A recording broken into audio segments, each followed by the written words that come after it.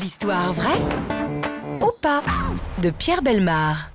Épidémie de fou rire, le 30 janvier 1962, dans le petit village de Kashasha, à l'ouest du lac Victoria, en Tanzanie, l'ex-Tanganyika.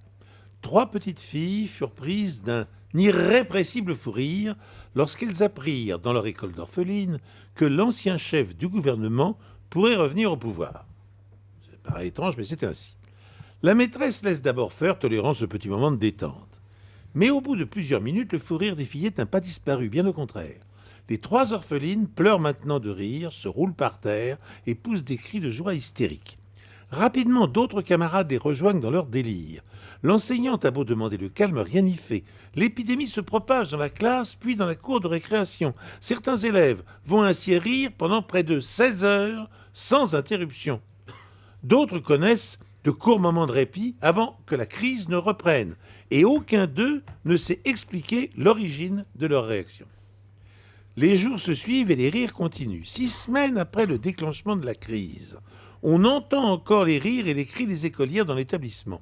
Sur les 159 élèves que compte l'école, 95 écolières sont touchées. Impuissantes, les autorités décident alors de fermer l'école et abandonnent les orphelines à leur sort. C'est alors le début d'une nouvelle propagation de fou rire, cette fois-ci en dehors des frontières de la ville.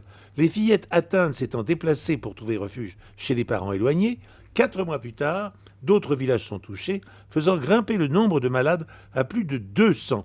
En tout, 14 écoles de la région ont dû fermer. Les autorités dépêchent alors leurs experts les plus réputés.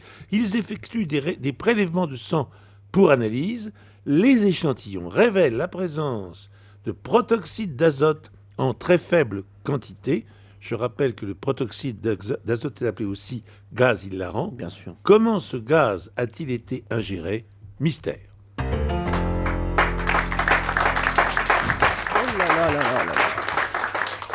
Et bien sûr, pour tous les chimistes qui nous écoutent, le protoxyde d'azote, PRONA+, voilà, avec quelques ions négatifs qui viennent se mêler un petit peu à la bataille. Alors, est-ce qu'on y croit à cette histoire ou pas, Laurent Guibert? 6 semaines, ça me paraît énorme, quoi. Qu'on ait injecté du protoxyde d'azote, pourquoi pas, mais que ça dure 6 semaines, j'ai vraiment beaucoup de mal à croire à cette histoire. Valérie Benaïm. Beaucoup trop de détails. 6 semaines, 95 petites filles. Et puis après, le fait que les gouvernements les abandonnent, en gros, en leur disant débrouillez-vous, rentrez dans des familles lointaines, ça, j'y crois pas trop. Emmanuel Béard. L'autre. D'accord. Merci Emmanuel. D'accord. Donc, très bien. Thierry Geoffrotin. Je ne peux pas croire en effet qu'on ne meurt pas de rire au bout de quelques heures, donc 6 semaines, je ne veux pas y croire. L'histoire est belle. Pierre Bellemare.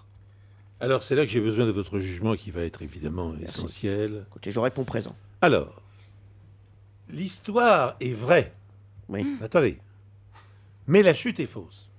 Alors, je vais vous dire. Attendez, je vais vous dire la chute vraie.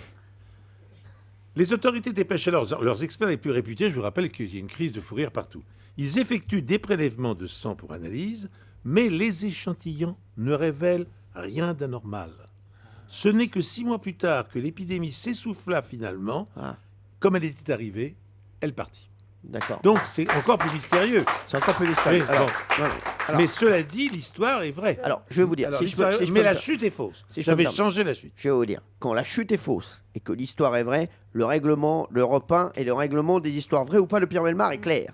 S'il y a quoi que ce soit qui est à plus ou moins l'infini, faux ou vrai, ou faux, ou de véracité douteuse dans cette histoire, c'est donc que l'histoire est fausse. Et donc que Karine a gagné. Attendez, n'allez point trop vite en besogne. Karine, vous gagnez. Bravo Karine. Bravo.